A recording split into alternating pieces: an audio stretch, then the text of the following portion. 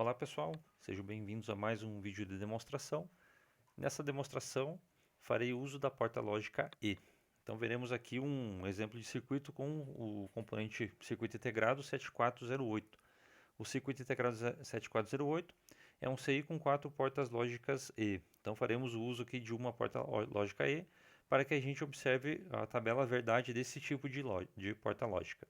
Então lembrando que o nosso ambiente de testes aqui está sendo utilizado é o Tinkercad. Você consegue acessar o Tinkercad através do endereço tinkercad.com. É um ambiente free. Vocês conseguem montar projetos de circuitos eletrônicos. Temos aqui uma grande variedade de componentes eletrônicos para testes. Vocês podem realizar seus projetos, salvar e, se desejar, também deixar público para que outras pessoas tenham acesso e compartilhem de informações desenvolvidas. Vejamos aqui então a nossa composição de circuito elétrico. Então aqui temos uma fonte de alimentação, ela está configurada para 5 volts.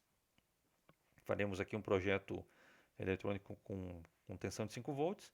Já temos as conexões físicas de alimentação, os barramentos GND e VCC da nossa placa de ensaio também configurados. Então vamos aos componentes a serem utilizados. Na barra de pesquisa você pode colocar o nome do componente desejado ou simplesmente rolar aqui a barra de componentes para que você tenha acesso aos componentes principais. Na, na, na seleção aqui temos componentes básico ou todos, né? Colocando aqui a opção todos os componentes virtuais disponíveis para vocês estarão acessíveis aqui através desse menu. Vamos deixar aqui na aba básico por enquanto, para que tenhamos uma lista mais simplificada de componentes. Você pode pesquisar pelo nome do componente. Então vamos aqui ao 7408. Já apareceu aqui porta quad end. Então temos aqui 4 portas lógicas E. Você clica sobre o componente e solta o mesmo na placa de ensaio. Então para a simulação aqui da tabela verdade, vamos utilizar o 7408, um LED e 2 deep switches. Então vamos selecionar aqui o LED. Já vou fixá-lo na placa de ensaio. Vou buscar aqui por um resistor.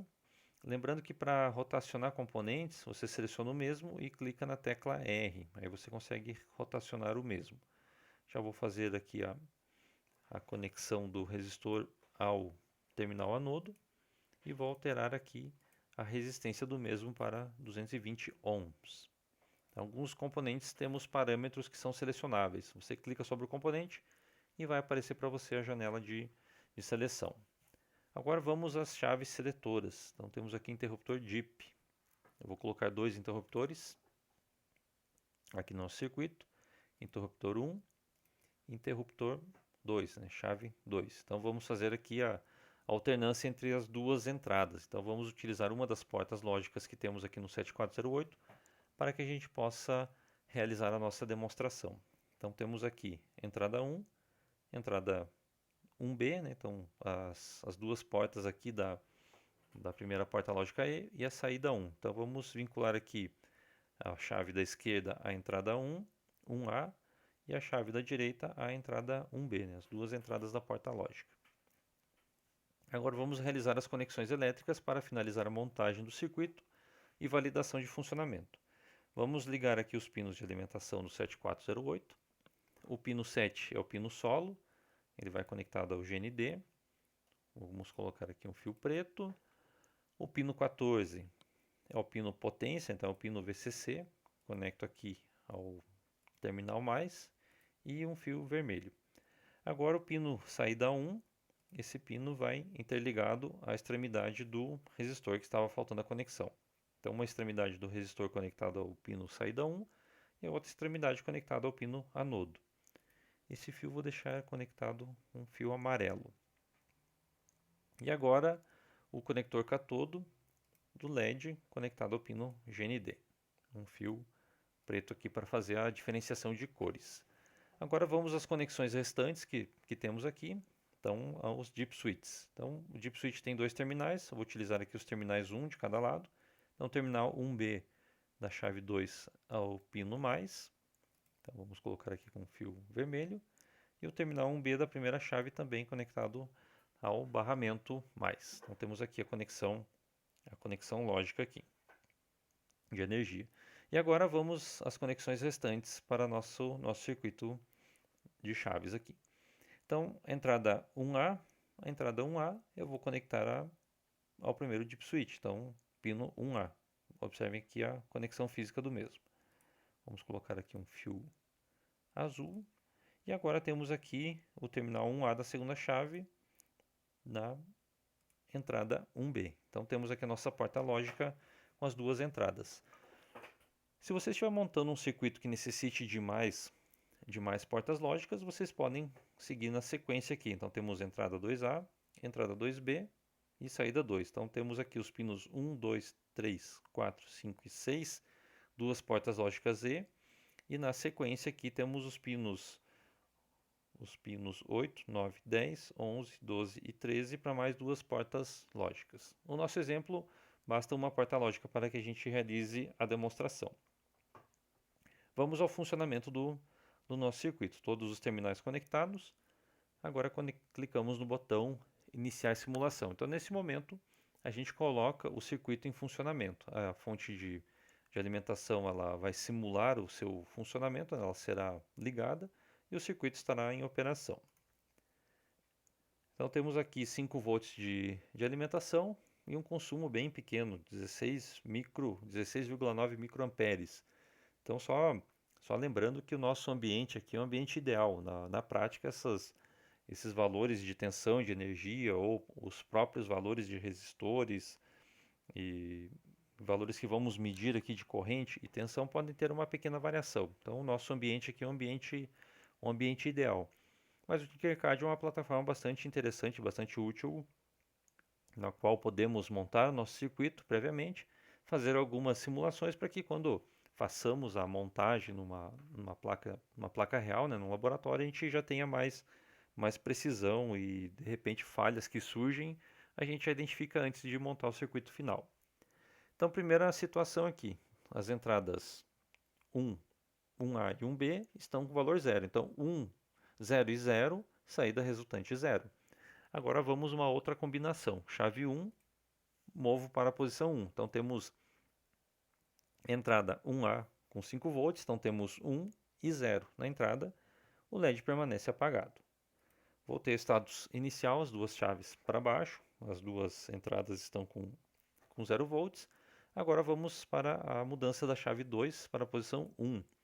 O LED também permanece aceso, então na porta E a gente precisa que as duas entradas estejam com valor 1.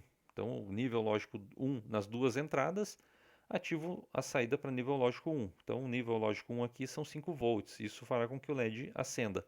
Então nessa composição com duas entradas para uma porta lógica E, o LED só vai acender na única situação que eu tenho as duas entradas com valor 1, valor lógico 1, que no caso aqui são 5 volts. Então quando eu aplico 5 volts na entrada 1A e 5 volts na entrada 1B, a saída 1 ativa, saindo 5 volts e alimentando o nosso LED. Então a única situação aqui que temos uma saída válida com valor 1 é quando eu tenho as duas chaves na posição 1. Nesse momento, o LED vai acender.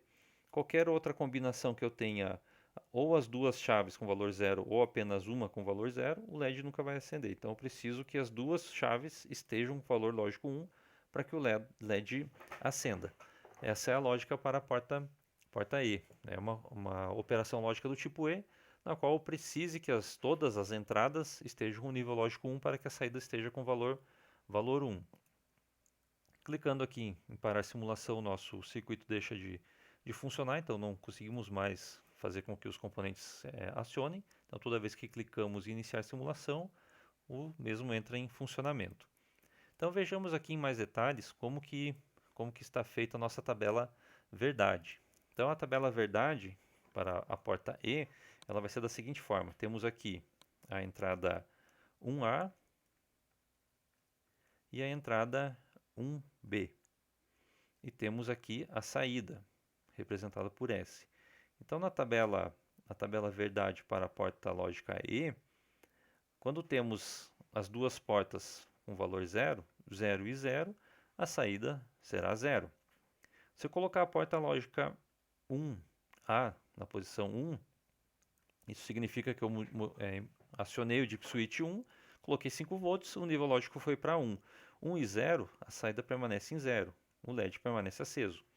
Se eu alternar as chaves 1A e chave 1B, colocando a chave 1A em 0 e a chave 1B no valor 1, a saída ainda permanece com o valor 0. Então, a única possibilidade aqui, a única saída na qual eu tenha entradas que permitam a saída com valor 1, é quando eu tenho as duas chaves na posição 1. Então, quando eu coloco as duas chaves na posição 1, eu vou ter aqui a saída lógica valendo 1. Então, nesse arranjo, eu vou ter aqui apenas uma saída válida, uma saída com um LED aceso. Então, aqui, colocando as duas chaves na posição 1, eu tenho o LED aceso. Então, numa composição de portas lógicas E, independente de quantas entradas eu tenho no meu circuito, quantas entradas eu tenho para essa porta, todas as entradas precisam estar em nível lógico 1 para que a saída também esteja em nível lógico 1. Esse foi o nosso exemplo de portas lógicas E no nosso ambiente virtual Tinkercad. Espero que tenham gostado da nossa aula. Eu desejo a todos bons estudos e até o próximo encontro.